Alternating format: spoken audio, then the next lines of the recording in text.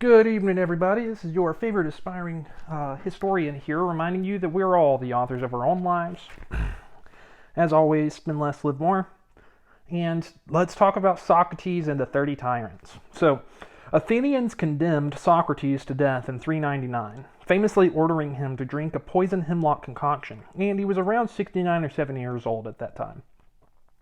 Plato wrote in his book, Apology of Socrates, that the famed philosopher said, "Why bother?" in his defense speech, as he was old anyways. After Athens surrendered in 404, terror and starvation stalked the city's streets, and their silver mines would actually stay shut for 50 years. Plus, they no longer had any revenue coming in from their allies. They used to run that like mini empire thing, no longer the case.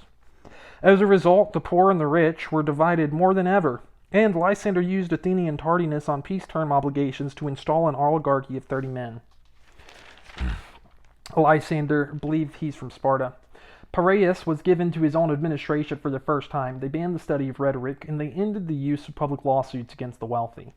And then this group of 30 wealthy people, so let me repeat that.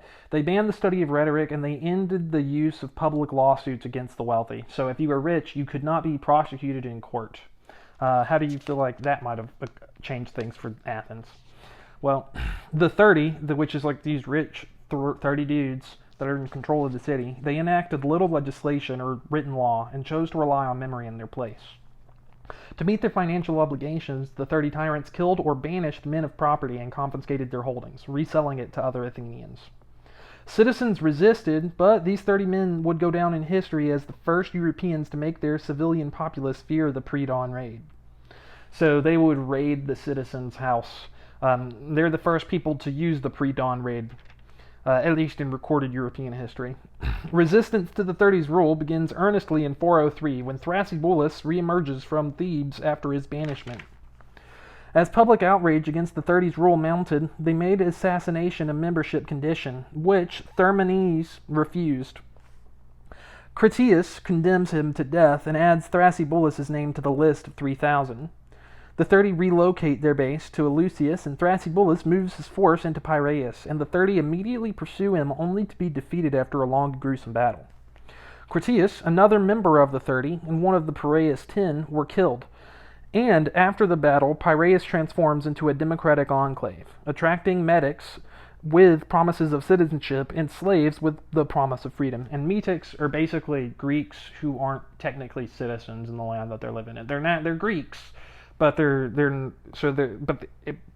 not slaves, but they aren't citizens. Lysander okayed a loan to the oligarchs and gave them permission to vanquish the renegade democrat forces holed up in Piraeus and Athens. The agiad king, Pausanias, relieved Lysander of his command, guaranteeing no further Spartan intervention and restoring democracy across Attica. So when the agiad king finally comes in, Pausanias, he does relieve Lysander of his command, and he guarantees that Sparta's not going to mess around with Athens anymore, and he restores democracy across Attica. Lysander's personal empire will be dismantled by an agreement between the Athenian oligarchs and democrats. Part of the agreement's terms stipulated that any property confiscated by the 30 would be returned. Yeah, and then we're going to talk about education in the Greek world tomorrow, including the sophists. But yeah, and so that's like a little bit about the reign of the 30 tyrants in Attica and Athens, following the death of Socrates. Anyways, that's all I've got for you guys tonight. As always, spend less, live more, earn your freedom with frugality. What are y'all doing in order to inspire, uplift, and empower your local community today? Because this world isn't changing unless we all do our part. You can count on me to do mine daily. Till next time, love y'all.